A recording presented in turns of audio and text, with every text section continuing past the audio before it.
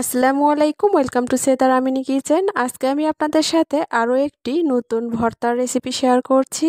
আজকে আমি আপনাদেরকে কচু শাক ভর্তা করে দেখাবো একদম সিম্পলভাবে এবং কম সময়ের মধ্যে কিছু উপকরণ দিয়েই এই ভর্তাটি আপনাদেরকে করে দেখাবো। আশা করছি আজকের এই সহজ রেসিপিটি সবার কাছে অনেক ভালো লাগবে।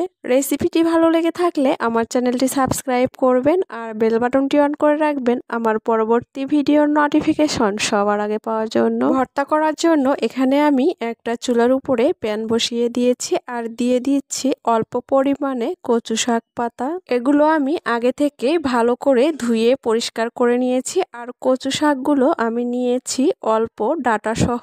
আপনারা চাইলে ডাটা ছাড়াও ভর্তাটা করে নিতে পারেন। এর মধ্যে দিয়ে দিচ্ছি স্বাদ অনুযায়ী লবণ, দিয়ে দিচ্ছি 10-12টার মতো কাঁচা মরিচ। কচু শাক ভর্তায় মরিচের পরিমাণটা একটু বেশি দিতে হবে, আপনারা আপনাদের টেস্ট অনুযায়ী মরিচের পরিমাণটা বাড়িয়ে কমিয়ে নিতে পারেন। এখন দিয়ে দিচ্ছি বড় সাইজের একটা রসুন খোসা ছাড়িয়ে নিয়েছি, দিয়ে দিচ্ছি 2টা পেঁয়াজ। চুলার তাপটা মিডিয়াম এবং লো হিটের মাঝামাঝি রেখে কচু শাকগুলো অনবরত নেড়েচেড়ে দিচ্ছি আর নেড়েচেড়ে দিতে দিতে কচু শাকগুলো যখন দেখতে ঠিক এইরকম হয়েছে তখন একটা ঢাকনা দিয়ে ঢেকে দিচ্ছি ভালো করে সিদ্ধ হওয়ার জন্য। মাঝে মধ্যে ঢাকনাটা খুলে দিয়ে একটু নেড়েচেড়ে দিতে হবে, আবারও ঢাকনা দিয়ে ঢেকে দিচ্ছি। আর দেখতেই পাচ্ছেন কচু শাক থেকে কিন্তু এক্সট্রা পানি বেরিয়ে এসেছে, এখানে আর কোনো পানি দেওয়া লাগবে না। আর এভাবে করে কচু শাকগুলো যখন সিদ্ধ হয়েছে তখন এক পাশে কচু শাকগুলো রেখে দিয়ে আরেক পাশে দিয়ে দিচ্ছি 4 টেবিল চামচ সরিষার তেল।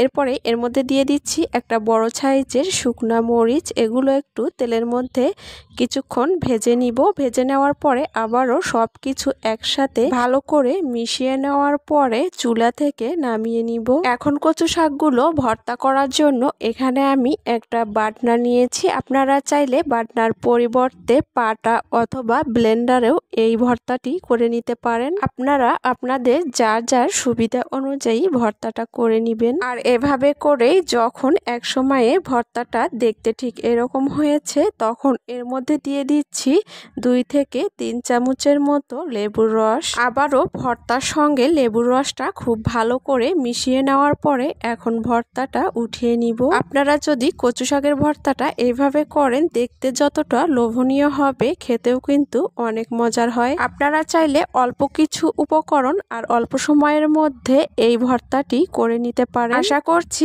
আজকের এই সহজ রেসিপিটি সবার কাছে অনেক ভালো লেগেছে। এতক্ষণ আমার সঙ্গে থাকার জন্য সবাইকে অনেক ধন্যবাদ। সবাই ভালো থাকবেন, সুস্থ থাকবেন। আল্লাহ হাফেজ।